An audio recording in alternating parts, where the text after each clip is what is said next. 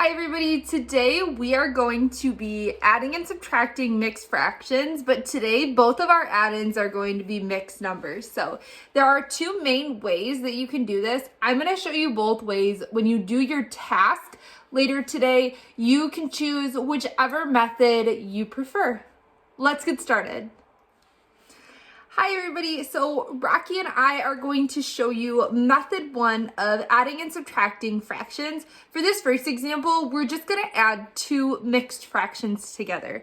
For our example, we're going to add 1 1/4 plus 3 2/4.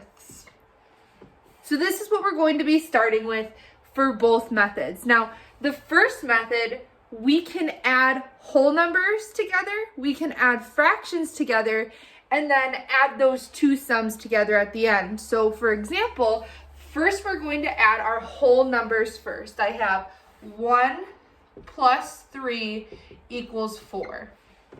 I've added my whole numbers. Now I'm going to add my fractions. 1/4 plus 2/4 is equal to 3/4. So I've added my whole numbers, I've added my fractions, and now I have to add those two sums together. So 4 plus 3/4 is equal to 4 3/4. So in method one, I first added my whole numbers and I added my fractions separately, and then I added them together at the end. In method two, we're going to change our mixed numbers into fractions and then add them together all at once. So if I start with exactly the same thing as I started the last time, I have 1 1/4 plus 3 2/4. Like I said, first thing I'm going to do is I'm going to take these two mixed fractions and turn them into fractions. So again, I multiply the whole number by the denominator, and that gives me a numerator, 4/4 plus 1/4, because then I have to add the fraction. That gives me 5/4. So 1 1/4 as a fraction is 5/4. Now we do the same thing with 3 2/4. 3 times 4 is 12/4 plus the 2 equals 14/4. I lost Rocky there. That's okay. The next thing that I'm going to do is add those two fractions together. 5/4 plus 14/4. I'm just going to add just like we practiced last week. 5 plus 14 is 19. My denominator remains 4. So now that I have an answer of 19/4, I can take that fraction and turn it back into a mixed number by dividing. So first I'm going to ask, how many times does 4 go into 19? I know that the answer is 4. 4 times 4 is 16. I subtract to get 3. There's nothing left to bring down, so the 3 is my remainder. And my division answer is 4 remainder 3. To turn that into a mixed fraction, my whole number in my division problem is the whole number in my mixed number. The remainder is the numerator in the fraction part of my mixed number. So I end up with 4 3/4.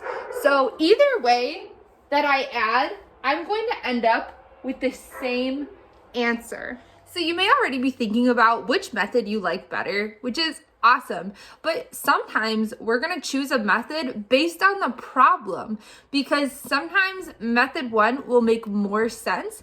Sometimes method two will make more sense. So let's look at one more example. So in this example, we're starting with 8 2/3 plus 2 2/3. So if you notice, last time when we added our fractions together, it still equaled less than 1. In this case, when we add our two fractions together, we're going to get a number that's greater than 1. So we're going to have one extra step in method 1, and you'll see what I mean in just a moment. So method 1, I first add my whole numbers together. We do 8 plus 2, and that's equal to 10. Next, I'm going to add my fractions. 2/3 plus 2/3 is 4/3. Well, now I have to add 10 plus 4/3, but it's not that easy. In my fraction, my numerator is greater or equal to my denominator. So that means that I can change this into a mixed fraction. So before I add to the 10, I'm going to change 4/3 into 1 and 1/3. And I can do that just the exact same way that I would usually change a fraction into a mixed number. So now that I've changed my fraction into a mixed number, I'm ready to add 10 plus 1 and 1/3.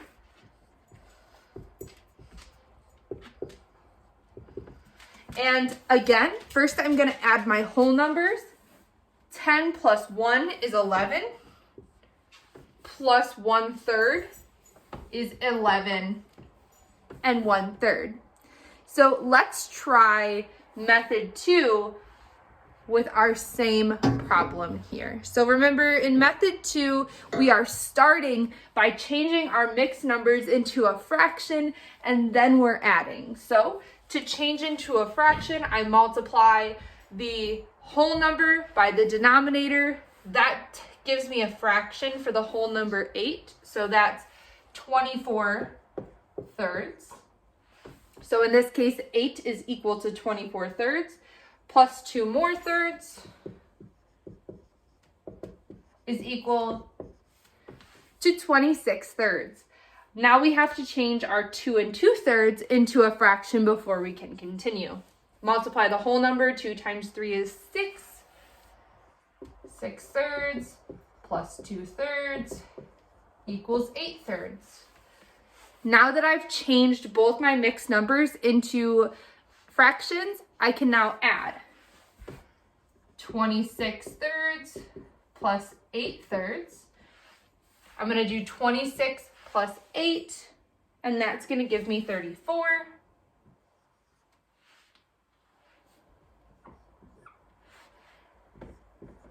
And of course, my denominator is still 3. So now I have an answer of 34/3. If I want to, I can change that answer into a mixed number. I'm going to divide 34 by 3 to see how many groups of 3 I can fit into 34. I can fit 3 into 3 one time. 3 times 1 is 3. Subtract. In this case, I'm going to bring down the 4. 3 goes into 4 one time. 3 times 1 is 3. I subtract. I have nothing left to bring down, so what's left over is my remainder. I have 11, remainder 1. Now, the answer to our division problem can be turned into the answer for our addition problem. The whole number in our division problem is the whole number in our mixed number. The remainder in our division problem is the numerator in our mixed number. And of course, the denominator is going to stay the same. So in both instances, I ended up with 11 and 1/3. Here, I changed everything into a fraction and then added so that I could easily do it all in one step. In this method, I added the whole numbers and then I added the fractions. So it's going to be up to you which method you choose to use when you start your task for the day. Good luck on your math today. Rocky and I say bye and have a nice day.